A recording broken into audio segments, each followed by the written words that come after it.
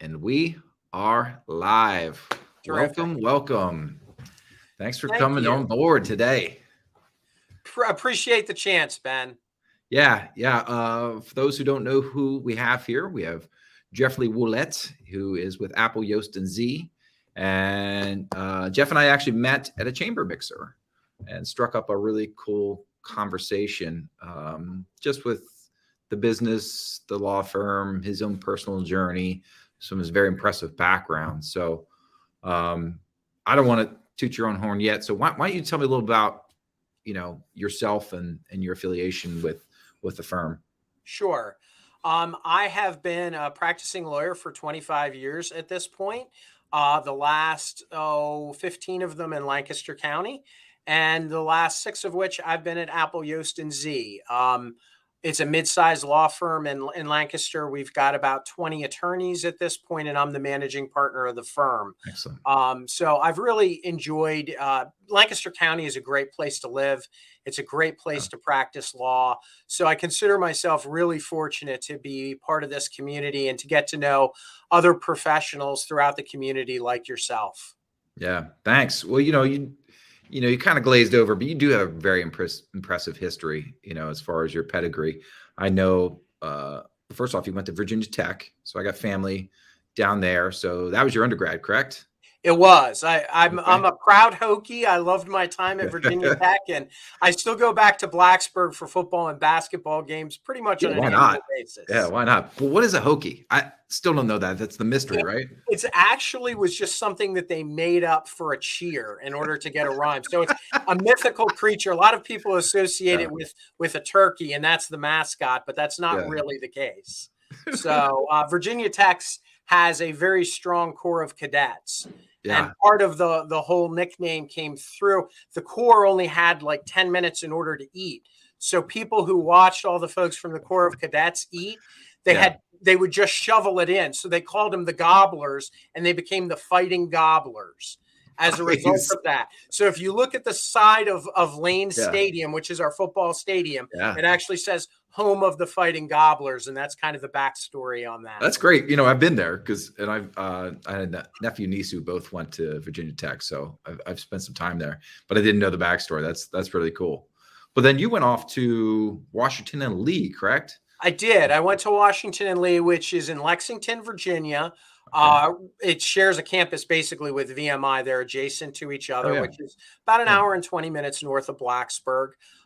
Really enjoyed my time in Lexington as well. It's a smaller school where you had like a 10 or 11 student to faculty ratio, which I thought was really conducive to trying to learn the law, because I really do believe it's an immersive experience for people. Yeah. So I felt like being able to be in a smaller environment would help really cultivate what my future goals were. And I also enjoyed being close to Blacksburg. I got back a number of times, and I generally enjoyed Virginia. My parents live in central Pennsylvania now, but we lived in northern Virginia before they moved. That's what got you back here to? Yes. Yes. My parents actually live in Mechanicsburg. And I started my professional career with a law firm called Duane Morris and Heckscher, which was one of the 100 biggest firms in the country, an AM 100 firm in both Philly and in Harrisburg. I worked out of both offices. I was hired primarily for Harrisburg, but I ended up doing a lot of my work out of Philly as well. Okay.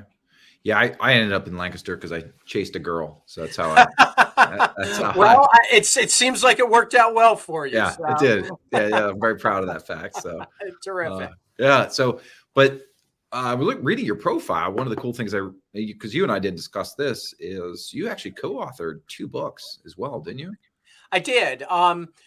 Really, right now, probably my biggest area of practice, 60% of what I do is estate planning and estate administration. Okay. So I wrote a couple of books that just talk about basics. It's intended for a layperson to kind of understand and be able to walk through the process and understand what to expect when a loved one passes away and how to plan for that eventuality. So we've really got an estate planning, like basic primer. And then there's a book that's specifically oriented towards women and estate planning, because just if you look at the overall numbers, it's more likely that wives will outlive their husbands. And so to understand some of the things that they may be faced to deal with, particularly in some cases, you have them who haven't dealt with the finances and the day-to-day planning. Yeah. Now, obviously, that's changing a little bit more. It's a reflection of society. Yeah. But historically, with some of the older couples that I've dealt with, the patriarch of the family may have taken the lead in that regard. Mm-hmm. And so this is to kind of orient them and help answer any questions that may be unique to their particular facts and circumstances. That's impressive. That really is. You know, we a little pitch for ourselves here. I'm sitting at One Source Business Solutions, which is right on Lancaster, right in Lancaster. It's on Duke Street, which we're close to your building. I'll get to that. But we do succession planning here and help a lot of folks with, you know, understanding about their business, maybe helping them brokerage, selling it eventually, or helping transition to someone. So planning is big, regardless of it's a family dynamic or it's business dynamic. So that's and in Lancaster County, it's such. I mean, we've got over 12,000 businesses here in Lancaster County, and you really can't do effectively the estate planning side or the estate administration without also understanding the small business component of that. And succession planning, to your point, is really essential. And I end up doing a lot of, other than estate administration, business planning is probably my number one practice area. You really can't do one without the other; they go hand in hand.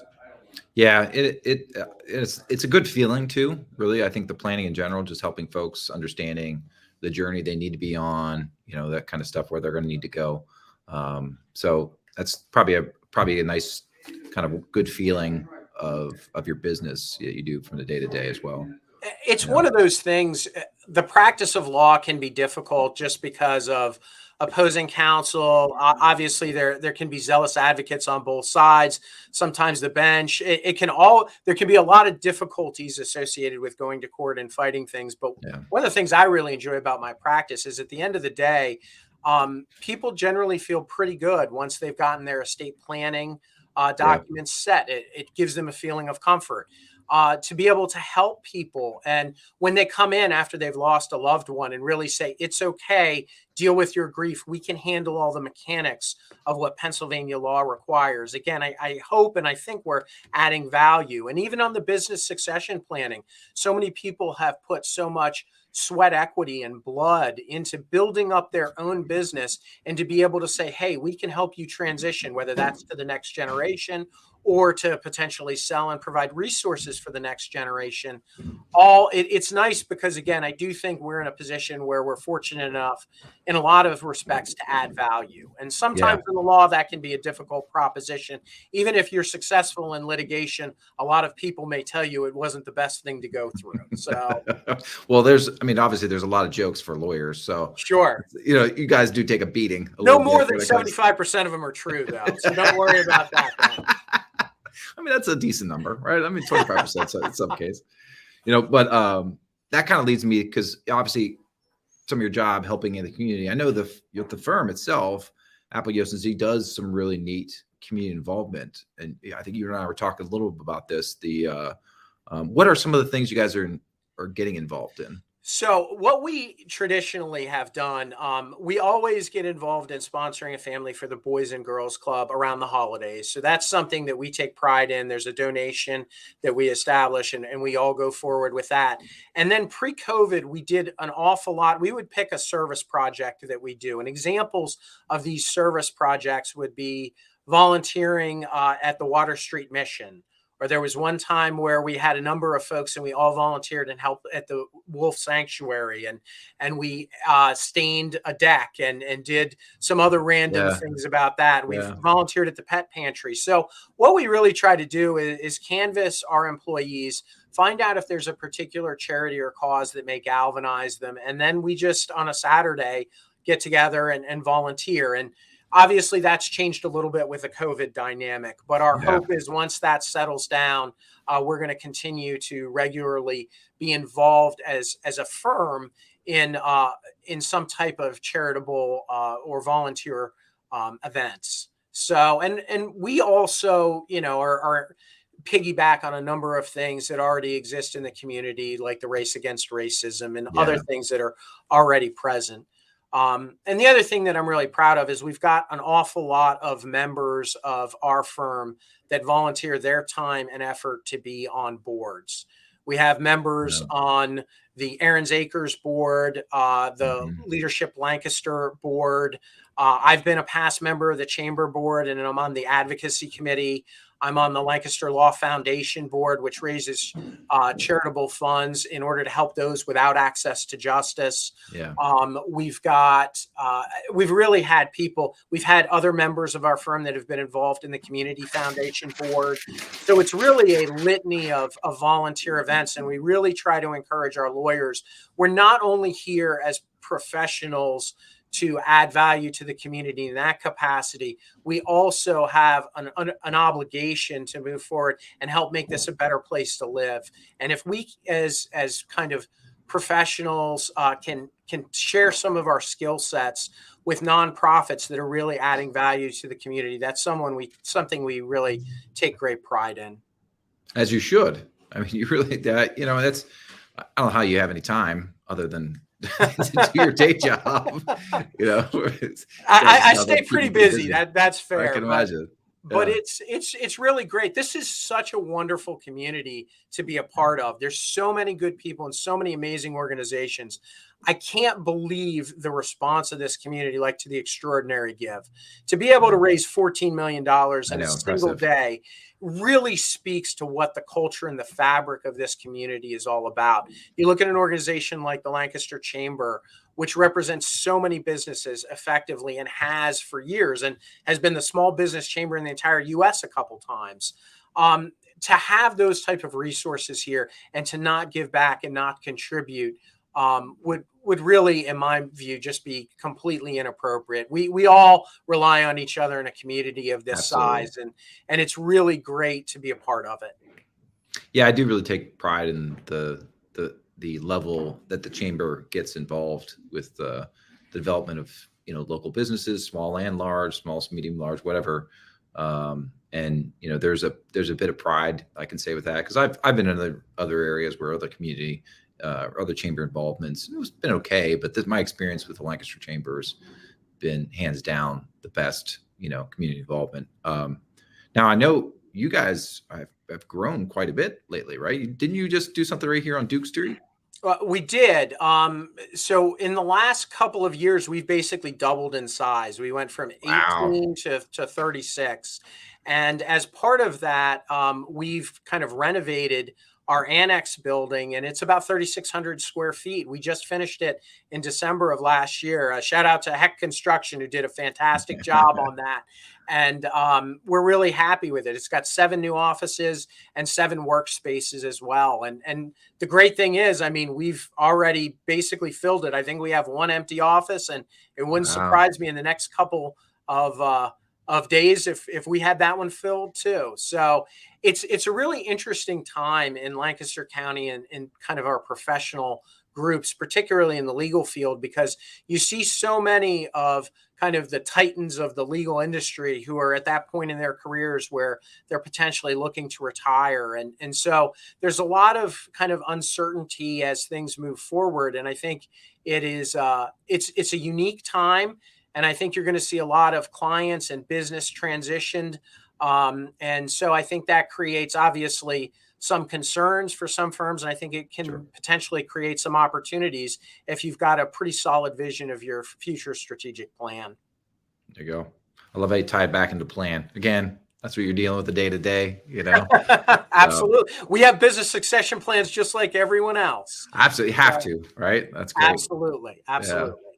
Oh, hey, I don't want to take any more of your time. This was great. It's obviously I'd like to share, because you and I getting to know each other, I thought was unique, and I wanted to share your story with everybody else. Thanks for coming on to this.